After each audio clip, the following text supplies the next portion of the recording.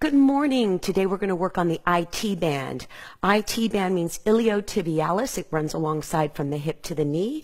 And it's really hard to stretch, but really important for hip, knee, and for back stress as well. So I'm going to show you a couple of traditional stretches. I know people do stretches that lay flat on the ground, but if you use a foam roller and just put your knee up on top, but keep the knee open and compress and lift the chest, you're going to feel a really good stretch. This leg can be anywhere you want. It doesn't matter as long as it's comfortable.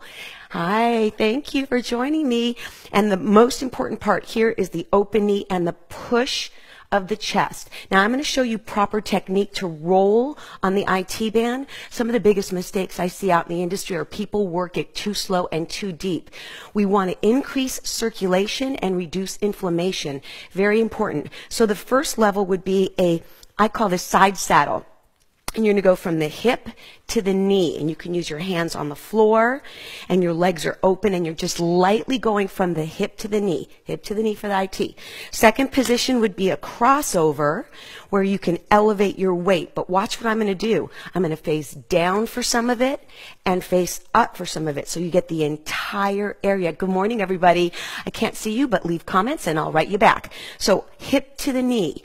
So again, the biggest mistake is people creeping through too low or staying at the top hip attachment for too long. That can aggravate or tear if you go too deep.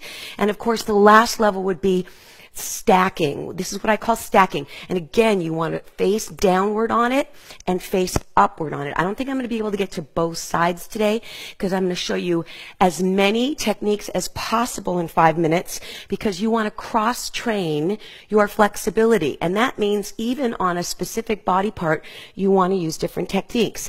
All right, so you can do that with the foam roller. Whoops, I got my microphone stuck. You see these everywhere. They're rolling rods. Don't get the ones that are super bumpy. You turn your leg to the side. Again, watch the attachments of the knee and the hip. And you just want to roll the side. Get the back side, get the upper side of the quad. So you want to get the entire group. And that is a great way to manually control the depth of your work. And so you're just going to go all the way up and all the way down. It's more important to do this often than it is to go super deep. So if you have a minute, it's better to do that 2 or 3 times a day than absolutely kill it and maybe cause more inflammation. So I'm doing the top and I'm going underneath, and notice where I'm stopping. I am not digging into the hip. I'm just rolling all the way down. Really effective tool. This is great for a quickie. That sounds kind of funny. But if you don't have any equipment, most people can find tennis balls in their home. So most of those techniques were rolling techniques. I'm going to show again. You can do a massage technique with the tennis ball, pushing and rolling, not sliding, but you want to roll. And you can do cross fiber. This is great to work across the IT band. And that will take some of the stress out of the knee, especially if you get down here. But again, light at the knee, light at the hip joint. And then I'm going to show you a compression technique that I love.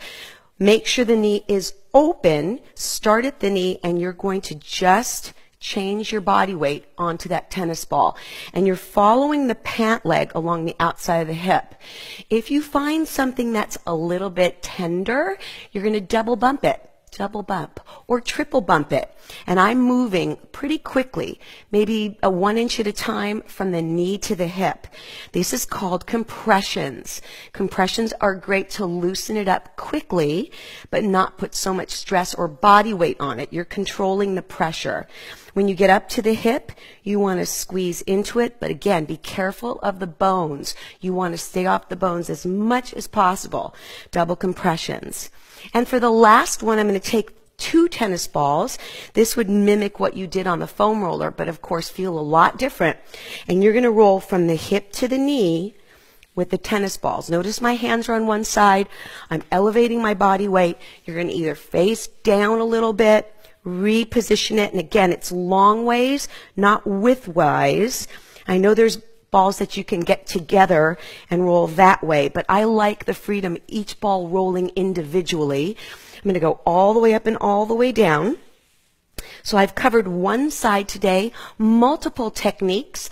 I hope you enjoyed that quick IT explanation of how you should be doing myofascial release or stretching. And I hope I see you Monday for a little resistance training. Have a great weekend, and I'll talk to you soon. Bye.